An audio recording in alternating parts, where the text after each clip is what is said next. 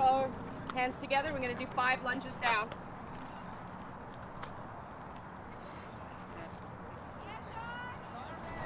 We're not going to open yet, so first we're pulsing. Pulsing forwards, good. And you should feel it over the front glute. If you're not feeling it, reach more forwards. Good. Okay, other side. Just next to you.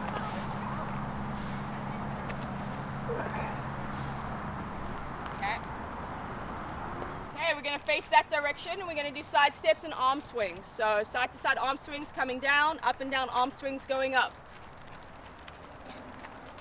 Good. Same direction, go back, but swing your arms up and down, opening up the chest.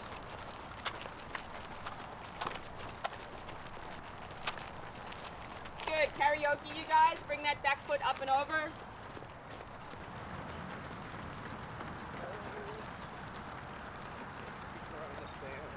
Two weeks ago we did 3 by 10 minutes where we did 10 minutes out, 10 minutes back, and 10 minutes on the track. Most people hated the track part, so we're going to take that out, okay? And what we're going to do is this. We're going to take our water bottles, and I also have water cooler, which I'll bring to the trail. But we're extending. So we have 3 by 12 minutes. So for the fast guys, you're looking at 3 by 2 miles at your tempo pace. It's a broken 6-mile tempo run. Last time we had 1 minute rest in between. I'm going to give you a little bit longer. We're going to get 90 seconds rest in between so we can hold our speed. And the goal is just to hold the same speed throughout. Your heart rate should be 90% of your max effort, and you should be staying under threshold with that heart rate being 90%, okay? We are going to do it in a manner that we can get water after each 2-mile segment so that our heart rate doesn't decouple because we're getting dehydrated. So we're going to go 6 minutes out, turn around, and 6 minutes back. In that 90 seconds, you're trying to get your heart rate as low as possible, so take some deep breaths instead of jogging around. Drink some water, and then we're going to do it again. And for all of you, it's 3 rounds, and then if you're new to speed, just do 2 rounds of that. Anyone have any questions? No? You know the paces you did last time. Your goal is to extend. See if you can do that. It's a little cooler, I feel like, what we did 2 weeks ago, so we should be able to. And then in 2 weeks' time, we're going to come back and we're going to do 3 by 10 minutes again, what we did 4 weeks ago at that point, and we're going to try to go a little faster. Today's just extend the pace we held 2 weeks ago. Okay, good. Let's do it. Let's get our bottles. I'm going to ask any strong guys to help the cooler. We'll have extra water and ice and fuel on the workout. Let's go. So we are on Lady Bird Lake Trail, which is a beautiful trail we're spoiled with. And so today's workout is 3 by 12 minutes, broken tempo. They have 90 seconds rest between each. I'm having them to go out 6 minutes and then come back 6 minutes and in here where we have water and fuel so that they are not getting dehydrated through this session. In the past, we've actually had them go out and come back where it's 30 minutes into the workout and their heart rate is going up and now they have to slow down their pace because they're getting dehydrated. So hopefully with this fueling strategy, they can hold pace throughout. But the key thing about this workout is we have athletes that are going to be running this at like 5:45 pace all the way up to like a 10-minute pace. But because we're doing it time-based, everyone finishes here together. So they feel like they're a team going through this workout. They'll be all resting at the same time and then taking off at the same time as well. So they did 3 by 10 minutes 2 weeks ago. So the progression of this workout is now 3 by 12 minutes. And then we do a tempo run every other week. And the odd weeks, we're actually on the track doing speed, so threshold work. And we're always usually progressing the distance, or we're progressing the speed, or we're shortening the recovery. So there's multiple ways you can progress a workout that you've done. And today's is an extension, trying to hold the same speed they did 2 weeks ago.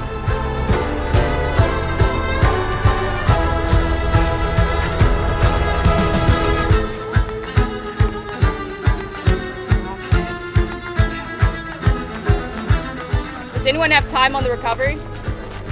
20 seconds? Okay guys, let's line up. Let's roll. Good. It's first time back in a while. I was injured for 15 weeks, honestly. Rolled my ankle pretty bad and then was dealing with shin splints. So first speed workout in since 2023. So it's fantastic. I was doing 4 by 4 minutes. 720 pace, heart rate around 170, so it's a little higher than I want, but building that speed work back and knowing that the foundation that I've built with Natasha is going to pay off. I try to get all my training in before 10 a.m. because it's, I think it's like 90 right now, but 100, 105 in the middle of the day. So specifically the runs, doing a lot on the treadmill, do 2 sessions out just so I can acclimate myself into the heat. But I definitely feel it. Got to drink more water, electrolytes, raw. I mean, I'm adding an extra scoop usually per session to just keep it going. But overall, like, I'd say it's going pretty well. Okay guys, so we're following the journey of 2 athletes. One is Will Watson. He's 22 years old and he's getting ready for the Ironman World Championships in October. He wants to have a really good showing in his age group. He really can. So I think he's probably for sure shooting for top 5 is my guess. And then beyond that, he wants to become a professional athlete. So we're training him in that manner. So while we have the short-term goal of performing at the Ironman World Championships, we also have that long-term goal in mind of developing him as a long-time professional athlete. And then we're also following Tatiana. She is actually a brand new athlete. She probably started maybe 5 months ago, swimming, biking, and running for the very first time. And she came to us with a rowing background. So she was a national champion rower. And so she showed, yes, a lot of talent for the sport, but also just her mentality and the way she approaches everything. For me, that is actually more important, that you can show up, you can be focused, you can take really good coaching feedback and apply it to the training, and done so consistently. She barely misses training. And in that, I can say, okay, this person's going to be a really great athlete along with the talent that she's displaying. So you're going to see her get ready for Augusta 70.3, which is in 9 weeks' time, which is actually going to be her first triathlon. We might see if we can get her into one before, just to work out the cobwebs of learning how to go from swim, bike, run, and transition in a race. But the big showing will be Augusta. And in that, we think she can have a great result, but there's really no pressure. It's your first race, so still figuring things out, mistakes can be made, but also developing her long-term so she can stay healthy and be in the sport for a really long time, because she's only 25 years old. And you only progress, honestly, for like the next 15, 20 years. She's going to continue to get better. So the workout today was 3 by 12 minutes at tempo threshold pace. It was good. The goal was just to hold 6 minute per mile pace. The heat and the humidity is crazy today, so just honestly just putting in the effort and getting the workout done no matter what the circumstances are. So the heat's going to be pretty similar to Kona, so I guess doing this workout in the heat is for the best. It's going to get me used to it, used to sweating buckets. And then how I feel today, just 1 scoop of raw in my bottle. Every time I'd come back and finish a rep, sipping on raw and making sure I'm just focused, ready to go for the next interval. Later today we have another swim workout. I also have a bike as well, but for the swim, it's usually a lengthier swim workout at threshold, so maybe anywhere about 3K, and we're doing sets of maybe 200 to 300 at race pace. So that's what's coming up next. And then yeah, it's just staying on top of things like electrolytes, make sure you don't cramp, especially running in the heat, running 50-mile weeks. It's just making sure you're enough electrolytes, enough carbs, so you can actually get the training done, as opposed to cramping in the pool and bonking. So Pretty tough set.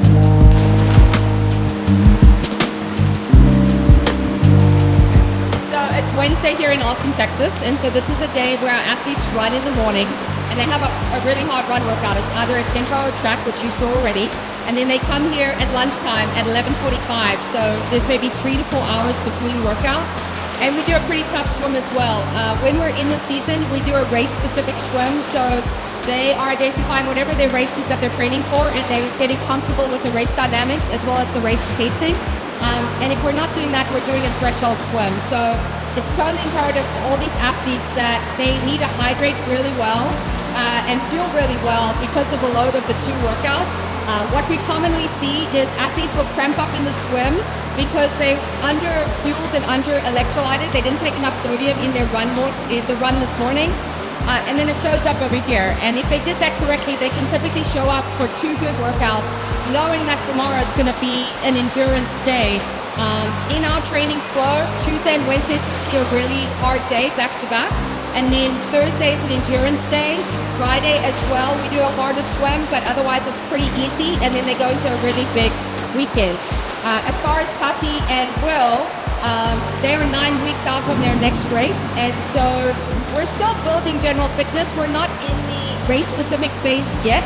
But again, because of their long-term goals and the athletes that they want to be, they're pushing themselves pretty hard at this point. And so overall, it's a threshold day for them in their training.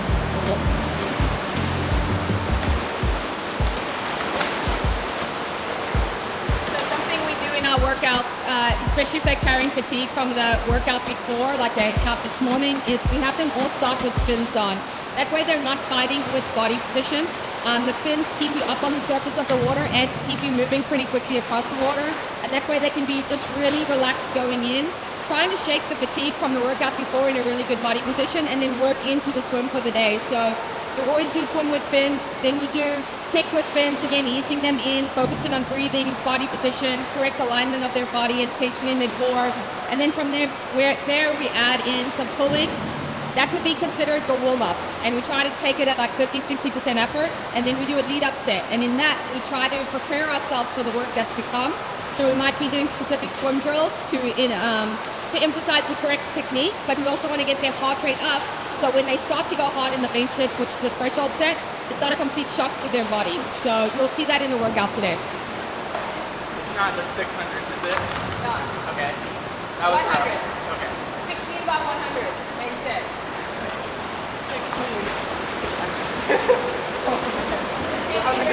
200 kick. 200 kick. Okay, so lead up set, we're doing a set we commonly do that I actually stole from Tim Floyd. Shout out to Tim Floyd. It's a descent set where we go 8 by 50, and you descent pace 1 to 4, 5 to 8. What we want to see in that is we want to check fatigue levels. So if they know their descent set because they do this frequently, and if their times are off, then we know that they're carrying a lot of fatigue into the workout, and we may actually adjust the workout.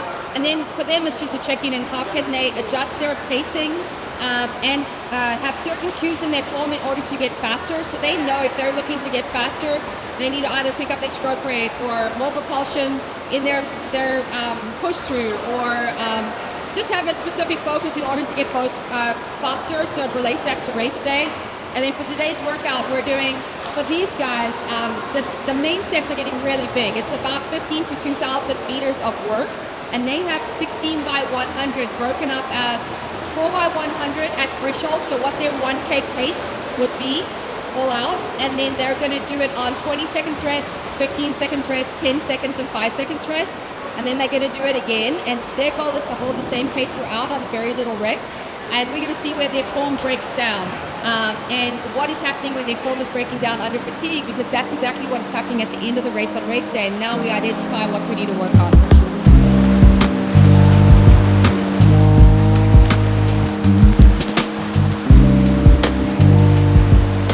So today's set was 16 by 100 at threshold pace. We had descending rest, so it was 25 seconds, 20, 15, and then 10. It went okay. I mean, to be honest, like, it wasn't the easiest thing, so I kind of fell off at the end, but I'd say the first 3 rounds of that was pretty consistent. We were around 121 to 122 pace. I did 121, 122 for each one. Today I had 2 scoops of raw in this water bottle. Didn't finish it all, so I probably had like 1.5 total during the workout. I tried to have a sip every 4 100s to kind of give me the next kind of fuel for the set. I'm really happy with how that went. I felt like number 11 and 12, I started to fade a little bit, took a sip, or actually took a few sips, and then held back on. So usually for this kind of workout, I'm holding 126, and so I feel like today was kind of a breakthrough. It's also colder water in this indoor pool, so that really helped as well. Okay guys, so I want to give you insight on how much these guys are training. Tatiana and Will are doing a different load and different volume. Will has been in the sport for 3 years, training as an Ironman athlete from a really young age, so he can actually handle a lot more volume. And because he has the goals of going pro and can stay healthy, we are pushing the volume. So on average, he's probably training about 25 hours a week. And then for Tatiana, she's 5 months into the sport, but honestly, she's training way more than she should be. And it's because she can handle the load being an athlete before, and because she's doing a lot of aerobic training. So a lot of zone 1, zone 2. A lot of it is swimming and biking and less running. That's the area you can get injured because it's so weight bearing. And so she does ride with Will and a lot of the stronger guys, and she's able to do these long rides and recover from them. So we're just kind of going with it, and that's carrying over to her fitness in every other parts of swim, bike, and run, and that's why she's developing as quickly as she is. Mondays, I'm going to go through a typical week of training so you guys know what they're doing. Mondays, they are typically swimming a recovery swim. They're coming off a big weekend. They're doing some mobility in the gym just to get movement back. And then they typically do a recovery ride where they're also doing some single leg drills and just working on efficiency of movement on the bike. Tuesdays, typically, if they have recovered from the weekend, they're going into a hard ride. So it might be some threshold intervals, might be VO2 max intervals, depending on where they are in their build. And then they always do a run off the bike, and then that's when they do a harder swim as well. So it's typically going terrible Tuesday because you're doing 3 sports and it's all really hard. And then we're following that up with Wednesday, running on tired legs and actually pushing the pace. So they're doing a tempo run or a track workout, so it's threshold intervals with the team, and that's allowing them to have that accountability and giving them that extra push and extra energy when they're tired. I think doing it on their own would be way tougher for both of them to get it done, but they're doing that first thing in the morning on Wednesday, and then they're coming here and they're doing a pretty tough swim like you saw today, and then they're doing a recovery spin, and we're looking at that spin purely to help the legs recover from the work done today, bring that heart rate back down, blood flow, in order to be ready for the next day. And Thursday we go into endurance day. It's typically 2 to 4 hours of riding outside. Zone 1 to start, zone 2 for the majority of it. And I even tell them if they're carrying a lot of fatigue, just all recovery, all zone 1 for the most part, getting the miles in and working on efficiency of their pedal stroke. And then they work with Coach Harold, who's our strength coach on the team. And they go to his gym and they do a lifting session with him in person. So he has eyes over them to make sure they're doing these movements correctly. With them being so young, and we don't want to overload them incorrectly because they can easily get hurt because they're new to all these movements. So if they're going to lift, we need to do it right and make sure we're taking into account all the other volumes so that they're not coming away from that session too sore and then they can't work out the next day. We're on to Friday, and Friday is dependent. We typically do a harder swim or recovery swim if they're still feeling tired from the days leading prior to that, and then they're doing just we call it a Kenyan shuffle, which is run as slow as you can, still working on running economy and getting time on their feet and allowing their body to recover through that movement for the big weekend of training ahead. Saturday, Sunday is our big ride and run on both days. So Saturday they're typically going out anywhere from 3 to 5 hours depending on how close they are to their race, and it's alternating. Sometimes we're just going out there and doing a long zone 2 ride. They're riding in a group. There might be some pickups because of the group dynamics, and then sometimes there's specific sets where we're doing specific endurance intervals in the ride and maybe specific threshold intervals, and then as we get closer to a race, at the end of the ride, we are having them do specific race pace intervals so that if they can do that at the end of the ride for an extended period of time, we know they're ready to do that and have the muscular endurance and they fuel correctly in order to do that on race day, and they bring a lot of confidence into their race because of having completed those sessions. They run off the bike, make sure again they have the strength to do so, they get used to running off the bike and that they fuel correctly to have energy, and then they might come to a recovery swim, so it's like a whole day of training. And then on Sunday they're turning around and they're doing a long aerobic run, and then some days they're doing race-specific work within that long run, and then doing typically an open water swim, recovery swim. Small variations on that is just we're starting to add in some race pace runs off the bike. So on Saturday it might be a race pace run off the bike, and then just really easy on Sunday. We may add in an extra swim and less bike volume. Again, we're really playing it day by day when we're trying to push so much volume and coupling in intensity for athletes that are still pretty young. At the end of the day, if we can keep them injury free and training consistently, they're both going to hit their goals within the sport.